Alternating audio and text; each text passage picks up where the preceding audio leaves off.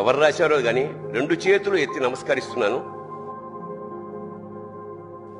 అది చాలా మంది వాట్సాప్లో వచ్చి ఉంటుంది. రాని వాళ్ళకి ఈ సందర్భం చాలా గొప్పది, నిజంగా హృదయాన్ని ద్రవింపజేసేది, సత్యం కూడాను.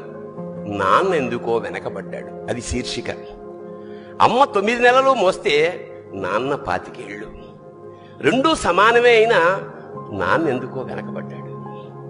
ఇంట్లో జీతం తీసుకోకుండా అమ్మ, తన జీతం అంతా ఇంటికే ఖర్చు పెడుతూ నాన్న, ఇద్దరి శ్రమ సమానమే అయినా అమ్మ కంటే నాన్న ఎందుకో వెనకబడ్డాడు.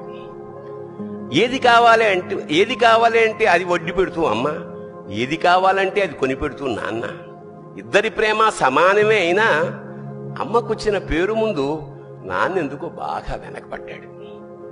ఫోన్లోనూ అమ్మ పేరే, దెబ్బ తగిలినప్పుడు అమ్మా అని పిలవడే, అవసరం వచ్చినప్పుడు తప్ప మిగతా అప్పుడు గుర్తురానందుకు నాన్న ఎప్పుడైనా బాధపడ్డా?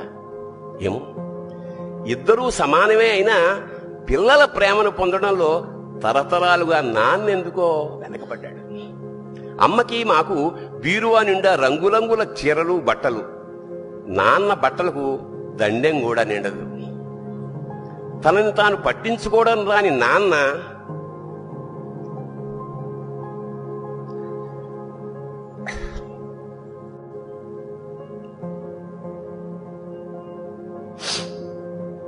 ఎందుకో మాకు కూడా పట్టదంత వెనకపడ్డాడు.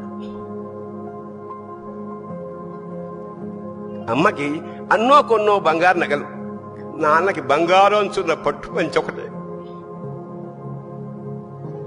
కుటుంబం కోసం ఎంత చేసినా తగిన గుర్తింపు తెచ్చుకోవడంలో నాన్నెందుకో పాపం బాగా వెనకబడ్డాడు. పిల్లల ఫీజులు ఖర్చులు ఉన్నాయి. ఎప్పుడప్పుడు ఈసారి పండక్కి చీర కొనొద్దంది అమ్మ. ఇష్టమైన కూర అని చెప్పి పిల్లలు మొత్తం తినేస్తే ఆ పూటకి పచ్చడి మెతుకులతోనే ఇష్టంగా తినే నాన్న. ఇద్దరి ప్రేమ ఒకటే అయినా మా అమ్మ కంటే నాన్న చాలా వెనకబడ్డాడు. వయసు మళ్ళాక అమ్మ అయితే ఇంట్లోకి పనికొస్తుంది. నాన్న ఎందుకు పనికిరాడని మేము తీర్మానం చేసుకున్నప్పుడు కూడా వెనకబడింది నాన్నే. నాన్న ఇలా వెనకబడిపోవడానికి కారణం ఆయన మా అందరికీ వెన్నెముక కావడమే. వెన్నెముక వెనక ఉండబట్టే కదా దన్నుగా నిలబడగలుగుతున్నాం. ఇదేనేమో నాన్న వెనకబడిపోవడానికి కారణం.